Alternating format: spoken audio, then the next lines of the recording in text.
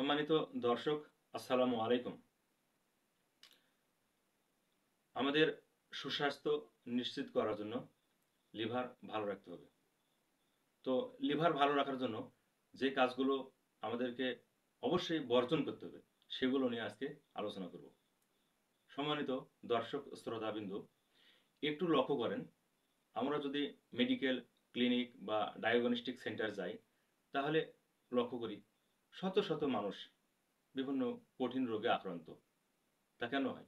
তা হয় আমাদের অসচেতনতার কারণে। সুতরাং আমাদেরকে অবশ্যই স্বাস্থ্যবিধি মেনে চলতে হবে। তবেই লিভার ভালো থাকবে। তো লিভার ভালো রাখার জন্য আমরা কি খাবো, কি খাবো না সেটা বিষয় নয়। অর্থাৎ লিভারের সুস্থতা নিশ্চিত করার জন্য লিভার ভালো রাখতে হলে যে কাজগুলো আমাদেরকে অবশ্যই বাদ দিতে হবে সেগুলো নিয়ে আজকে একটু আপনাদের সামনে আলোচনা করলাম। আমি যে বিষয়গুলো নিয়ে আজকে আলোচনা করব তা সকল শ্রেণীর মানুষের জন্য।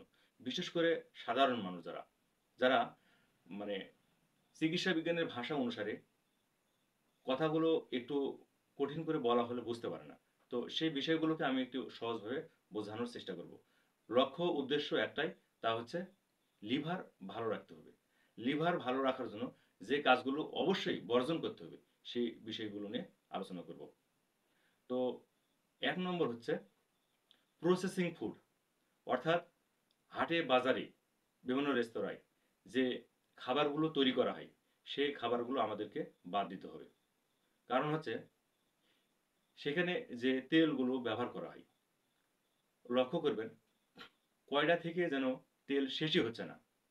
অর্থাৎ আজকে যে তেলটা ব্যবহার করা হলো সিঙ্গাড়া বা পেঁয়াজি ভাজার পরে অবশিষ্ট তেলটুকু তারা আর ফেলে দেন না।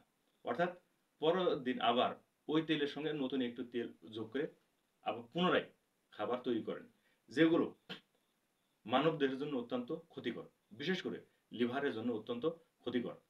তাহলে বন্ধুগণ, কেন আমরা সেই খাবারগুলো গ্রহণ করব? একটু চিন্তা করে দেখুন তো, যদি আমরা সেই খাবারগুলো গ্রহণ না করি তাহলে কি আমরা বেঁচে থাকতে পারবো না? সেই খাবারগুলো যদি আমরা বর্জন করি তাহলে কি আমাদের কোনো সমস্যা হবে? একটু ভেবে দেখুন। ২ নম্বর হচ্ছে চিনির তৈরি খাবার। তো চিকিৎসা বিজ্ঞানের সূত্র মোতাবেক বিভিন্ন গবেষণা থেকে দেখা গেছে চিনি ১৪২টা রোগের কারণ। সুতরাং চিনি এবং চিনির তৈরি খাবার আমরা বর্জন করব। অর্থাৎ চিনি লিভারে ব্যাপক ক্ষতি সাধন করে থাকে। অর্থাৎ এই লিভার ভালো রাখার জন্য আমরা চিনি এবং চিনির তৈরি খাবার বর্জন করে চলব। তাহলে আমরা সুস্থ থাকব, ভালো থাকব। ৩ নম্বর হচ্ছে চাষ করা প্রাণী, অর্থাৎ চাষ করা প্রাণী থেকে আমরা কোনো মাংস গ্রহণ করব না। বিশেষ করে গরু, ছাগল, হাঁস, মুরগি এগুলো যে কৃত্রিম উপায়ে চাষ করা হচ্ছে, তো সেখানে যে মেডিসিনগুলো ব্যবহার করা হয়, বিশেষ করে গরু, ছাগল, মহিষের ক্ষেত্রে একটি উদাহরণ দিলে আপনারা সহজে বুঝতে পারবেন। মোটা তাজাকরণ পদ্ধতি। এই পদ্ধতিতে গরু, ছাগল, মহিষ চাষ করা হচ্ছে, যেখানে কঠিন কঠিন ইনজেকশন ব্যবহার করা হচ্ছে এবং অপ্রয়োজনীয় কিছু ওষুধ ব্যবহার করা হচ্ছে, যা মানব দেহের জন্য অত্যন্ত ক্ষতিকর। আর এই খাবারগুলো যখন আমাদের দেহে প্রবেশ করে সেটা লিভারে আক্রমণ করে। তো আপনাদের কাছে, আপনাদের মনে প্রশ্ন থাকতে পারে, তাহলে কি আমরা গরু, ছাগল, হাঁস, মুরগির খাবার গ্রহণ করব না? অবশ্যই করব। সেক্ষেত্রে আমাদেরকে স্বাস্থ্য বিধি অনুসারে সেগুলো লালন পালন করে তৈরি করে খেতে হবে। তো এটি গবেষণা থেকে দেখা গিয়েছে সারা পৃথিবীতে যতগুলো অ্যান্টিবায়োটিক তৈরি করা হয় বা সারা পৃথিবীতে যতগুলো অ্যান্টিবায়োটিক ব্যবহার করা হয় তার ৮০% ব্যবহার করা হয় প্রাণীদেহে, প্রাণীদেরকে সুস্থ রাখার জন্য। তাহলে কেন আমি আপনি সেই বিষাক্ত ঔষধ ব্যবহার করা বা প্রাণীদের ব্যবহার করা সে প্রাণীগুলো দেহে দেহে ব্যবহার করব বা সে প্রাণীগুলো আমাদের জীবন ধারণের জন্য ব্যবহার করব?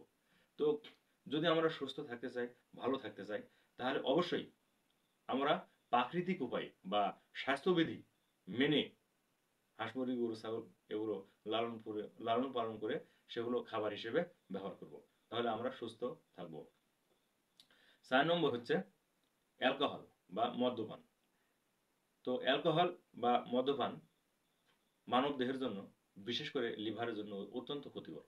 আপনারা বিভিন্ন মিডিয়াতে, বিভিন্ন পত্র পত্রিকাতে বা বাড়ির আশেপাশে একটু খেয়াল করে দেখেন, অনেক ইয়াং ছেলেপেলে, যুবক ছেলেপেলে যারা অ্যালকোহল বা মদ্যপান করছে, অর্থাৎ এই নেশাজাতীয় দ্রব্য পান করার কারণে তারা অকালেই প্রাণ হারাচ্ছে। সুতরাং এই যে অ্যালকোহল বা এই মদ্যপান যদি আমরা বাদ দিয়ে দিই বা এগুলো যদি আমরা গ্রহণ না করি, তাহলে কি আমরা চলতে পারবো না বন্ধুগণ? অবশ্যই চলতে পারবো। তাহলে কেন আমরা এগুলো গ্রহণ করব? আমরা একটু ভেবে দেখি। 5 নম্বর হচ্ছে হেপাটাইটিস বি ভাইরাস। অর্থাৎ হেপাটাইটিস বি ভাইরাস যেন মানবদেহে কোনোভাবে প্রবেশ করতে না পারে, এ বিষয়ে আমাদেরকে সচেতন থাকতে হবে।